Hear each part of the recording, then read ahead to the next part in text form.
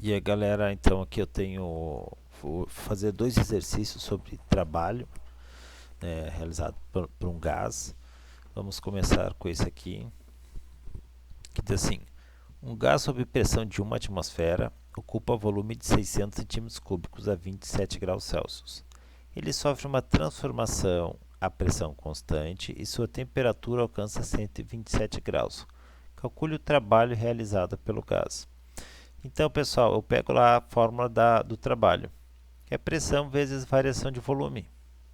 Perfeito? Tenho pressão, que é uma atmosfera, e eu tenho o volume inicial aqui, mas eu não tenho o volume final. Como é que eu faço para descobrir o volume? Aí eu vou ter que analisar mais dados, né? Eu sei que a pressão é constante, tá? Porque ele diz aqui, ó, a pressão de uma atmosfera, e daí sofre, né, a transformação por uma pressão constante. E eu lembro, pressão constante, então, que varia volume e temperatura. Isso é um processo isobárico. Aí eu vou lá para a fórmula do processo isobárico. Tá? Volume inicial, temperatura inicial. Volume final, temperatura final. Aí eu procuro, ó, tenho o volume inicial, tenho a temperatura inicial, tenho a final, só não tenho o volume final. Aí, pessoal, eu lembro de uma coisa, que eu não posso usar a temperatura em graus Celsius. Eu tenho que transformar para Kelvin, né? Outra situação é que, como eu vou ter que transformar o trabalho para o sistema internacional, ele não vai servir em centímetros cúbicos, ele vai ter que ser passado para metros cúbicos, tá? Então, o valor que eu encontrar de volume vai ter que ser passado para metro cúbico. Ou já posso fazer isso agora e descobrir o resultado em metros cúbicos. Então, aqui eu já deixei ele pronto, mas como é que eu cheguei a esses resultados aqui? Ó, 1 centímetro cúbico equivale a 1 vezes 10 na menos 6 metros cúbicos. Tá? Então, faço uma regra de 3, né? 600 centímetros cúbicos, né? Daí eu faço o cálculo da regra de 3 lá, sendo aqui o x, e eu vou chegar aqui, 600 centímetros cúbicos equivalem a 6 vezes 10 na menos 4 metros cúbicos. Então, isso aqui tá meio estranho, mas ele é o 10 na menos 4, tá? A minha pressão atmosférica também, então, não vai ser mais em atm, eu vou colocar em Newton por metro quadrado, que é Pascal, né? Isso aqui é a mesma coisa que o Pascal. A minha temperatura, vocês já estão acostumados a utilizar essa fórmula aqui, então eu vou transformar de Kelvin para Celsius, né? Somando a temperatura em Celsius com 273. Temperatura inicial, eu chego em 300 kelvins. A temperatura final, então, é 127 mais 273, eu chego em 400 kelvins. E aí eu ponho lá na fórmula. Meu volume inicial é 6 vezes 10 na menos 4. A minha temperatura inicial é 300 Kelvin. Meu volume final eu não sei. E a minha temperatura final é 400. E aí eu resolvo, né, pessoal? Passo esse de 400 que está dividindo aqui, passar para cima, multiplicando. Multiplico eles e depois divido por 300. E eu chego no meu volume de 8 vezes 10 na menos 4 metros cúbicos. Então, tá pronto. Tá aí a resposta? Não. Eu descobri o volume final. Agora, né, eu tenho o volume inicial, eu tenho o final e eu tenho a pressão já convertidas. E aí eu substituo na fórmula do trabalho. E aí, pessoal, barbadinho, ó, é só multiplicar todo mundo.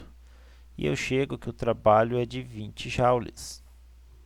Então, se vocês forem ver, não é difícil fazer essa conta aqui. É só ter um pouco de atenção. Fazer com calma também, né? Pensar um pouquinho. Beleza, vamos para o próximo então. Pessoal, esse aqui é uma questão que está no livro de vocês, tá? Que é um gás em uma câmara fechada passa pelo ciclo termodinâmico representado no diagrama de PV né, de pressão e volume a seguir.